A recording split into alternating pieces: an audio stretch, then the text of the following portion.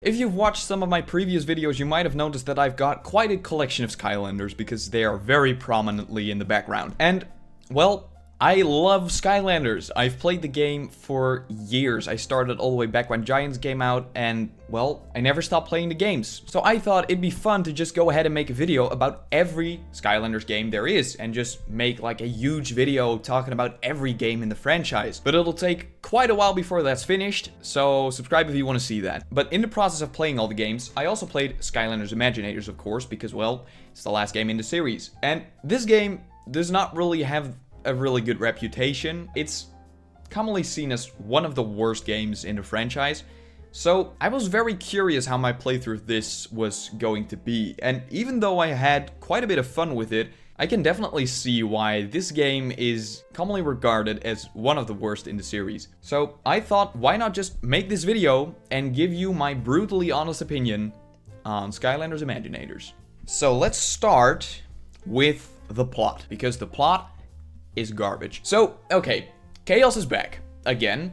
I mean, sure, he came back in weirder ways, so that's not really the problem. But what he does next is a bit confusing to me, because he goes to Skylanders Academy, enters a library, and steals this ancient magic that makes him able to create whatever he wants. He can create Imaginators. Okay, let's start about this magic, because this magic, apparently, is from the ancients that built the Skylands back in the day. And if that plot sounds familiar, you're right. It's literally how the Final Fantasy VII universe works.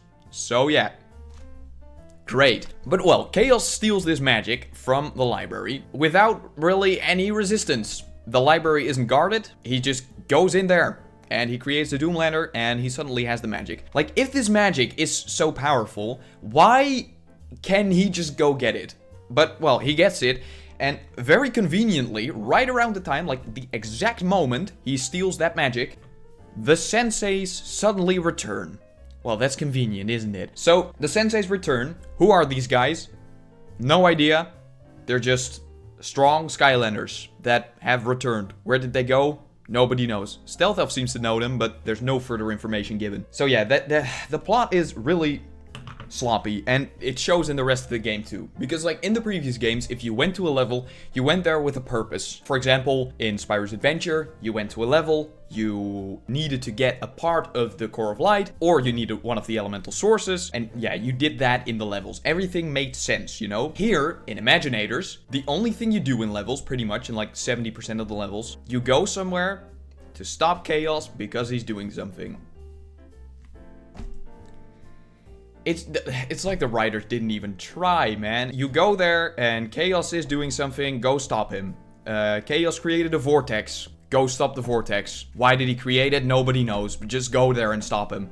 So a lot of the things that happen don't really fit into the plot. Normally Chaos actually has a plan, like, you know, destroying the Core of Light, spreading the sources around everything. Something like that makes sense, but in Imaginators, it really is nothing to write home about. Which is a shame, because the levels themselves are actually really good. There's good variety in the level design, in the style. I loved Scholarville because that really felt like Skylanders. It had a fun boss. It didn't have one of the Doomlander bosses because that's pretty much the boss you fight at the end of every level. But in Scholarville there was a different one, which was great.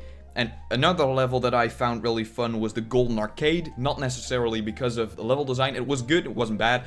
But the setting of like a casino, that was something the Skylanders franchise never really did. So seeing that was really cool. But even though the levels are cool, I think they're just too little of them. Because there's only 10 regular levels in the game. Only 10.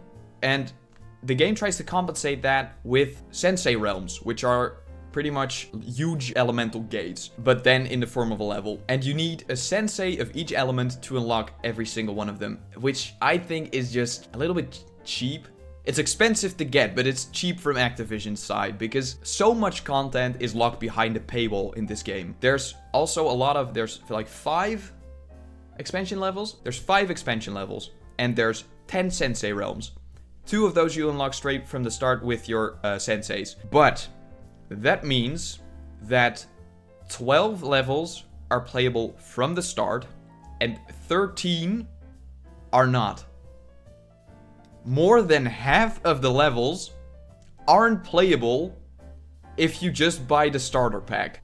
Come on, Activision. I know you like money, but this goes too far. And the thing is, they try to cover it up by introducing a lot of filler content. You know, you've got these Skylander Academy sections where you just go and get something. That level I talked about where you need to destroy the vortex. You go into the academy to find parts for Jedvag so he can make I'm not making this up, Jack-in-the-Box vortex suck machine. Okay, that sounds really weird. It's like a Jack-in-the-Box vortex destroyer. Let's just call it that. But the thing is, you just go to Skylanders Academy and get those.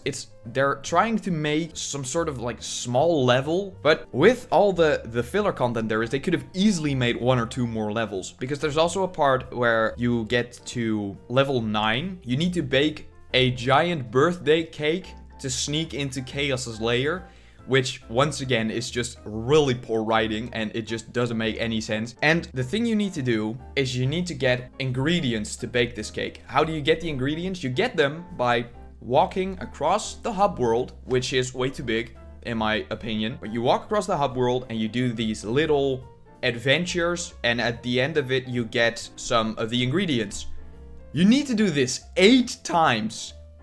8! And the little levels there are really not that fun. You're just fighting some enemies, battling in the arena. It's using extra modes to fill up parts of the story. It's just very cheap. It kind of gives me the feeling that the developers didn't really care all too much with this game anymore, which is a shame. And it lacks originality in other parts, because if we're looking at the final boss against Chaos, it's a very boring fight. The thing is, throughout the game, at the end of pretty much each level, you find a Doomlander, which is one of Chaos's creations. And in the final boss, Chaos just turns into an anime character, and he sends out the Doomlanders you already fought against to defend him. And all he does is a shockwave attack.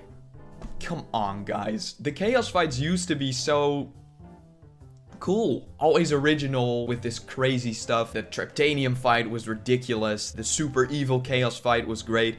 Pretty much every Chaos fight before was really good, but this just lacks originality.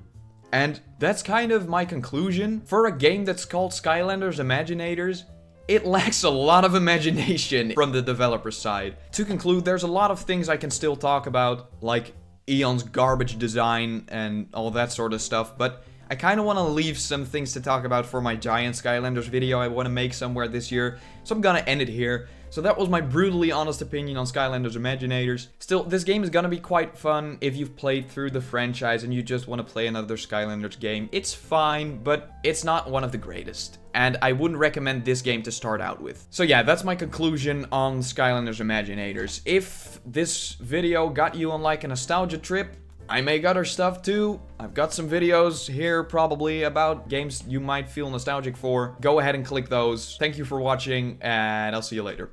Oh yeah, and make sure to let me know what you thought of this unscripted style video. This was the first time trying this, so I hope it's not that bad.